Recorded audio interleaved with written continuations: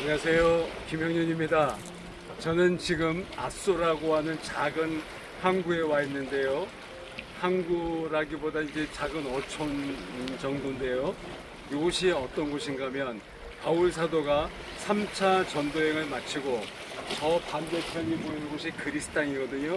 그리스의 빌립보에서 네아폴리를 거쳐서 배를 타고 닷새 만에 저쪽에 있는 오늘 제가 가게 될 드로아라는 곳으로 옵니다.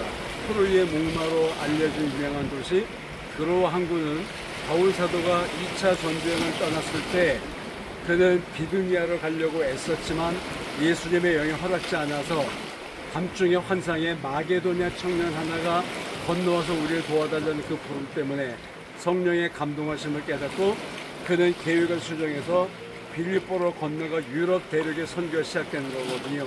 근데 거기를 세 번째 전도여행을 마친 다음에 빌립보에서 반대로 드로아로 건너왔습니다. 이미 드로아에는 먼저서 기다리고 있던 7명의 동역자들이 있었는데 그들과 함께 만나 회우하며 일주일을 보냅니다.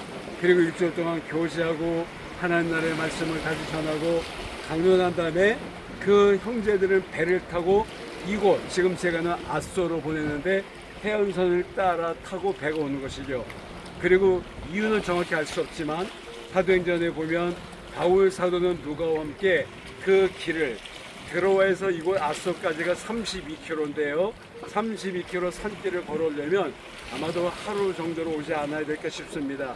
그 길을 걸어와서 오다 보니 배가 더 늦게 도착해서 먼저 기다리고 있던 바울과 뒤늦게 온 형제들이 이곳에서 만나게 됩니다. 그리고 성경에는 더 이상 아쏘에서 복음을 전했다라든지 무슨 사역을 했다든지 이런 기록은 나오지 않습니다. 다만 이곳에서 기다리고 있던 형제들이 만난 바울은 다시 여기서 떠나는 배를 타고 미들레네를 거쳐서 기오와 사모를 거쳐서 바로 밀레도에 들어가게 되는 겁니다. 그 밀레도에서 에베소에서 초청한 그런 장로들과 밤새도록 동일토록 교제한 다음에 울며 기도하고 거기서 다시 배를 타고 이제 예루살렘 향해 가는 거거든요. 바로 그 중간 기착지, 바로 밀레도에 가기 위해서 형제들을 만났던 이 작은 어촌이 아쏘였습니다.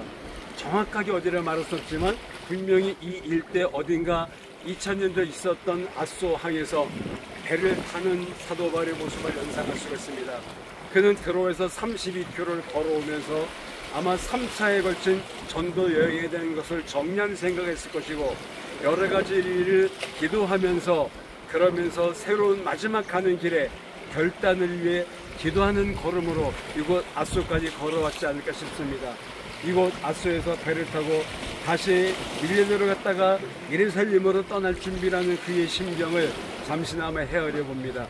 저도 이제 이곳 튀르키예 성지순례 일정이 며칠 남지 않았는데 한국으로 돌아갈 날을 생각하면서 왜 바울의 여정을 따라 이런 길을 제가 다니고 있는가 생각하면서 다시금 선교의 진정한 의미, 영혼권위와 열정, 그리고 나의 남은 생애를 하나님의 나라와 그의 영광을 위해 어떻게 드려야 될까 하는 것들을 정리하는 마음으로 생각하면서 지금 다니고 있습니다.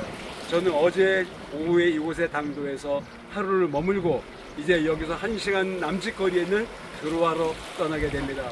바울 사도가 마게도냐 청년의 부름을 받고 건너갔던 드로아, 그곳에 제가 다시 가서 바울 사도의 심정이 되어보려고 합니다. 오늘 이렇게 맑은 햇살이 찬란히 빛나는 아름다운 이곳 바다에서 저편이 바로 그리스 땅이거든요. 그래서 하나님의 뜻에 따라 움직였던 사도 바울의 심정으로 여러분들에게 오늘도 감사의 마음을 담아 사랑을 전합니다. 여러분 행복하십시오.